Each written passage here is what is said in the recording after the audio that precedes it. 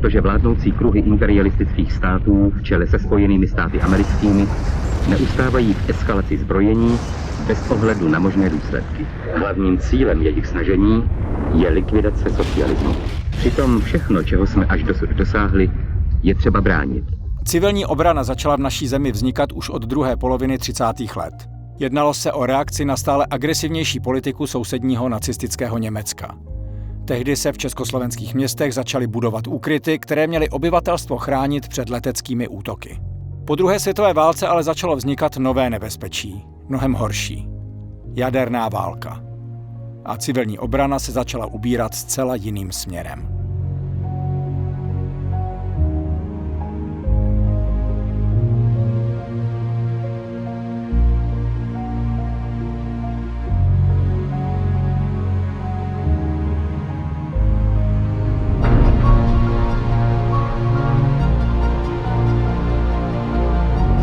Každý den se po nich procházíme. Žijeme vedle nich, pracujeme nad nimi, téměř dennodenně jsme v jejich blízkosti, ale skoro nikdo o nich nic neví. Jsou skryté pod ulicemi měst, domy a parky. Přitom jsou to místa, která nás měla chránit před nebezpečím. Nás, anebo alespoň naše vyvolené spoluobčany.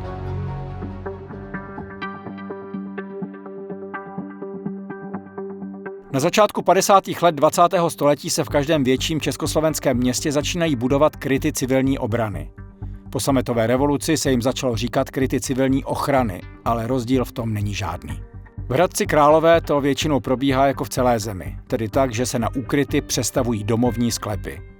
Tím vznikají první poválečné kryty odolné vůči tlakové vlně. Umístěny jsou jak ve sklepích prvorepublikových domů, tak i ve sklepních prostorách čerstvě dostavěných bytových jednotek. Koncem 50. let se už kryty systematicky staví na každém novém sídlišti společně se stavbou celého domu. Příkladem může být Gočárova třída, tehdy nazývaná Leninova.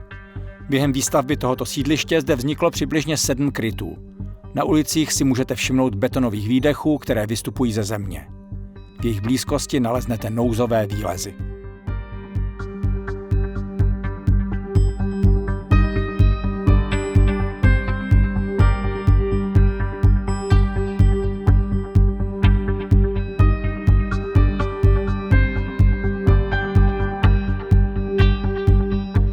Představte si, že žijete v roce 1965 na Leninově třídě. Jste doma, v tom se rozezní sirény, zbíháte dolů a ve sklepě narazíte na pancéřové dveře. Za nimi se ukryjete. Spolu s vámi je tam dalších 150 lidí a všichni společně čekáte, co se bude dít dál. K dispozici máte umývárnu, zásobníky na vodu, kanalizační jímku s čerpadlem a místo suchých záchodů, které mají k dispozici třeba lidé v sousedním krytu, můžete používat klasické toalety napojené na domovní odpad. Pokud budete mít štěstí a budete moci prostory opustit, můžete využít 2 hlavní východy do 2 bytových vchodů. V případě, že štěstí mít nebudete a budova nad vámi se zřítí, můžete vylézt nouzovým východem na dvůr.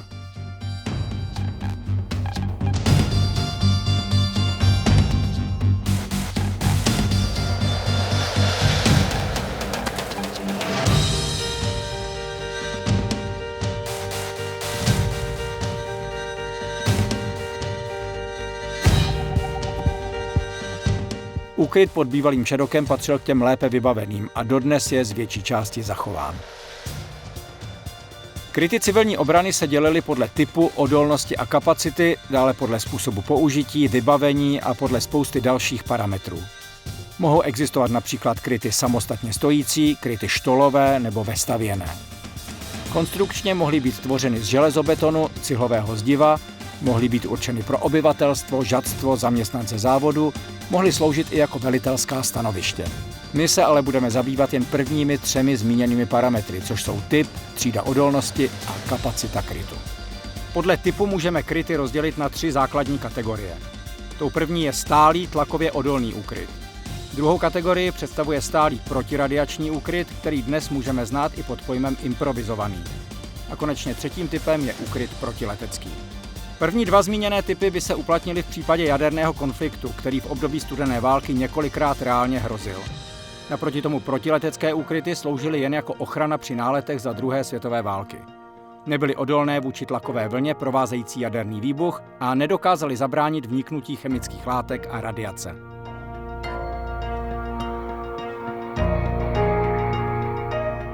Zbylé dva typy krytů, které před radiací a chemickými látkami obyvatelstvo ochránit dokázaly, se dále dělily podle třídy odolnosti. Tlakově odolné úkryty, které byly schopny odolat tlakové vlně, měly číselné označení na stupnici 1 až 5. Jednička znamenala kryt nejodolnější a naopak 5 představovala nejméně bezpečné útočiště před jaderným výbuchem. Tlakově neodolné, jinak řečeno improvizované či protiradiační kryty, dokázaly obyvatelstvo ochránit jen před následky útoku chemickými prostředky nebo před radiačním zářením, ale ne před explozí jaderné bomby. Označovaly se zkratkami SPRU a SPRU-Z, kde písmeno Z znamenalo tzv. Zodolněný úkryt. Jinými slovy, úkryt, který je vůči tlakové vlně odolnější než standardní protiradiační úkryty.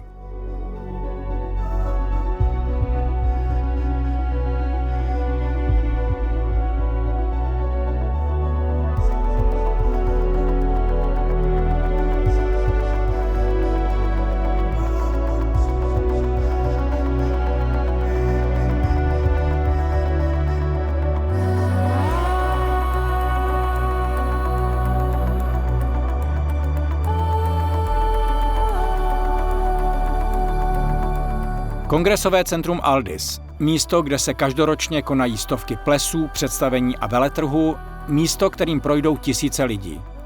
Najdete zde několik významných sálů. Lapský, Eliščin, Malý a konečně Velký sál. Ten je uváděn jako vůbec největší místnost v celém komplexu. Ve skutečnosti to tak ale není.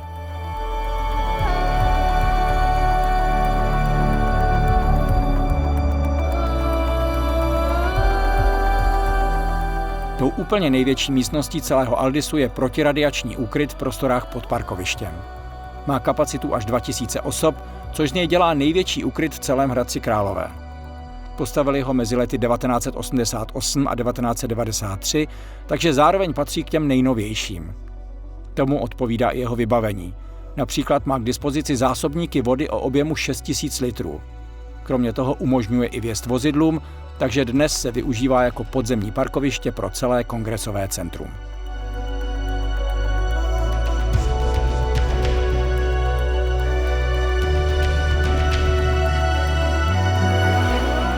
Do správy civilní obrany nepatřily jen kryty pro obyvatele, ale také tzv. Pozorovatelny. Ty měly v případě válečného konfliktu sloužit k monitorování prostor v okolí měst a objektů, které se v nich nacházely. Kolem Hradce Králové stály celkem 3 takové pozorovatelny, pojmenované Nový Hradec Králové, Svinary a Chaloupky. Bohužel dodnes se dochovala jen jediná, a to pozorovatelna Chaloupky. Svinarská byla zasypaná, unikátní pozorovatelna na Novém Hradci byla zbořená a z jejího torza byl vybudován sklep.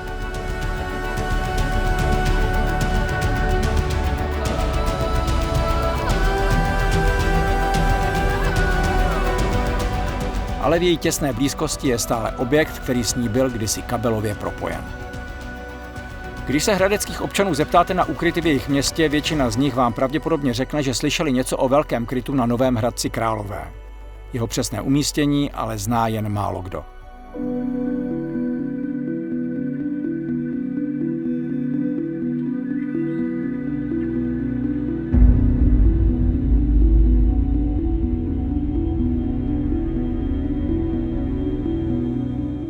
Kryt se nachází tady, na kopci svatého Jana. Jedná se o takzvaný štábní kryt, tedy bývalé velitelské stanoviště pro celý Hradec Králové. Je to jeden z největších krytů ve městě, má 52 místností, zabírá plochu přes 850 metrů čtverečních a mýval přímé telefonní spojení s centrálním štábem civilní obrany Československé republiky. Zajímavé je i to, že v roce 1968 odsud dočasně vysílal Československý rozhlas. Celý objekt byl postaven ve tvaru písmene U a má 2 vstupy a 1 nouzový východ.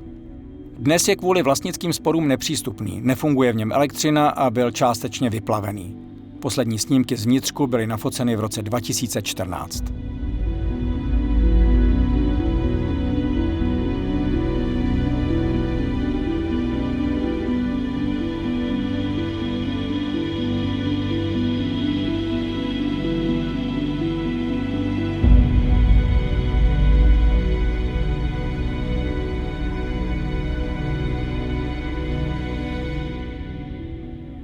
Toto pohotovostní pracoviště štábu civilní obrany Východočeského kraje patřilo mezi největší tady ve Východočeském kraji. Co se týká radiového spojení, tak tady byl krajský uzel, konkrétně tam byl třeba vysílač SS-1000, lodní vysílač, kilowatovej.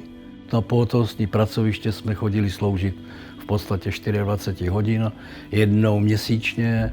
To prvotní hlášení přicházelo s pozorovatelem. Začalo to tím, že se rozhoukala sirena v krytu. Náčelník kraje svolal šéfy jednotlivých služeb. Seznámil je se situací, kde skupina na průhledným tabuli nebo na mapách ukazovala a zakreslovala lokalizaci toho jaderného úderu a jednotlivé odborné služby stanovovaly způsob, jak přikročit k likvidaci následků po odeznění. Ty následky byly ve většině případů naprosto devastující, že prostě to bylo na několik let.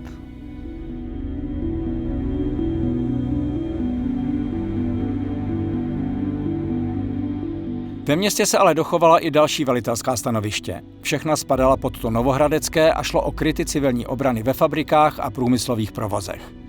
Mezi nimi se dá najít i tento skvost.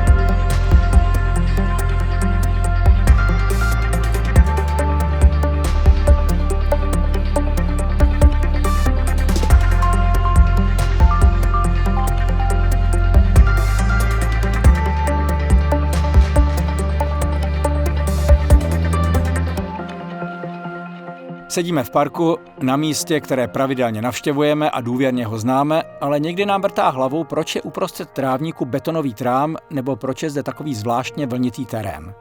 Říkáme si, že možná je to nějaká stará betonová lavička, které už chybí dřevěná sedadla. Nebo jsou to možná kopečky v parku vytvořené záměrně. Třeba to tak architekt zamýšlel. Skutečné vysvětlení by ale nenapadlo skoro nikoho.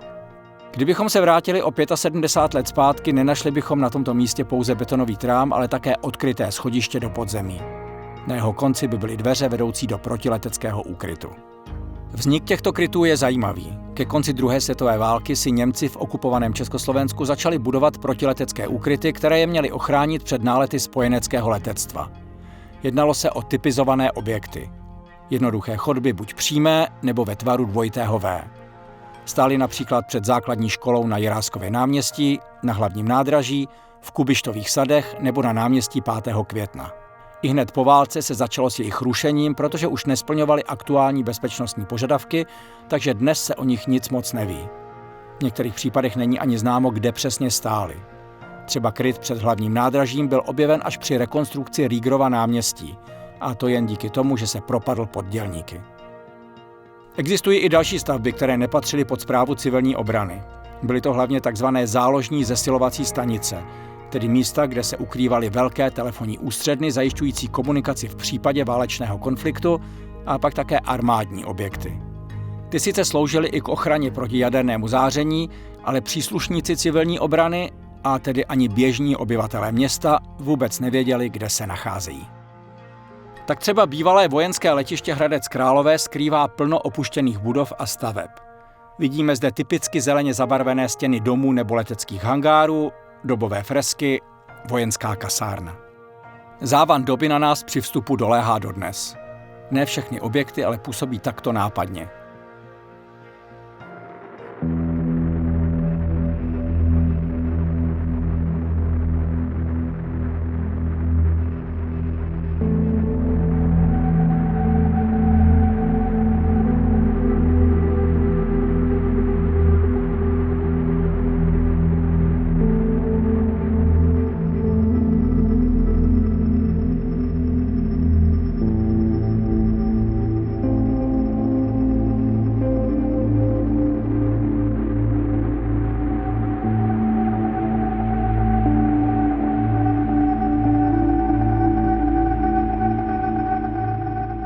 případě válečného napadení by se z mírového řídícího střediska v areálu letiště přesunul veškerý personál sem, do pohotovostního pracoviště letecké služby, které má asi 25 místností a je přibližně o polovinu menší než velitelské stanoviště na Novém Hradci Králové.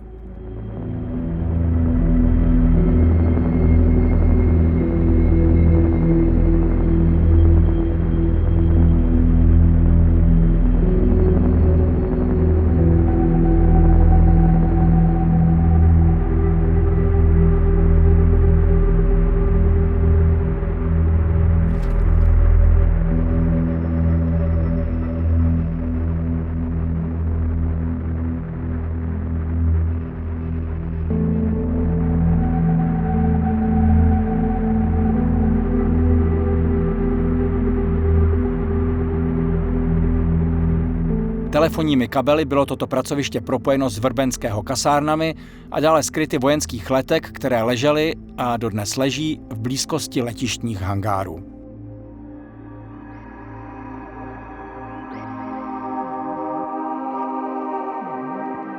Po sametové revoluci sice přestala být válečná hrozba aktuální, ale i v této době ojediněle vznikaly nové železobetonové prostory.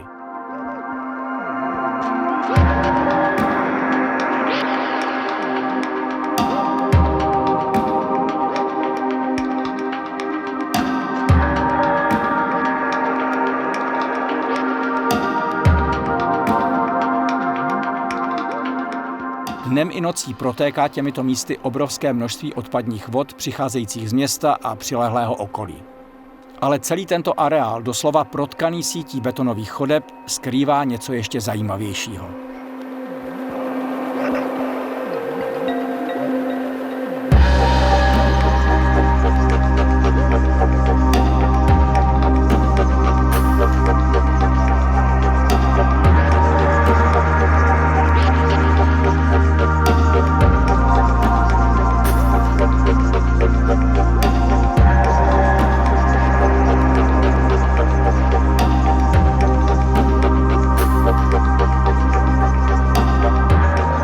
Tento víceúčelový úkryt se může pyšnit hned několika prvenstvími. Je nejluxusnější a pravděpodobně i nejmladší v celém Hradci Králové.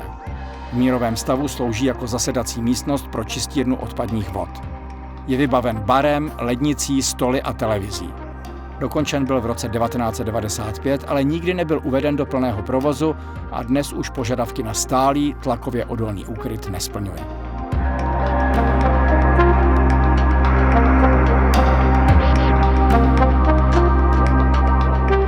V Hradci Králové bývalo přes 100 krytů civilní obrany.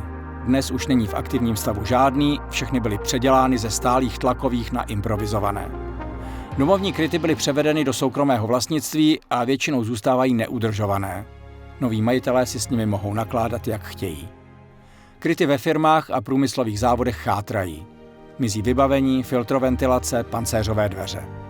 U spousty úkrytů byly přerušeny nebo úplně zbořeny nouzové východy, takže často ani nepoznáme, že se zde kryt opravdu nachází. A tak za pár desítek let už pravděpodobně nebudeme ani vědět, že zde nějaké takové stavby existovaly, že se na jejich vzniku podíleli tisíce lidí a že se za ně utratily miliony korun.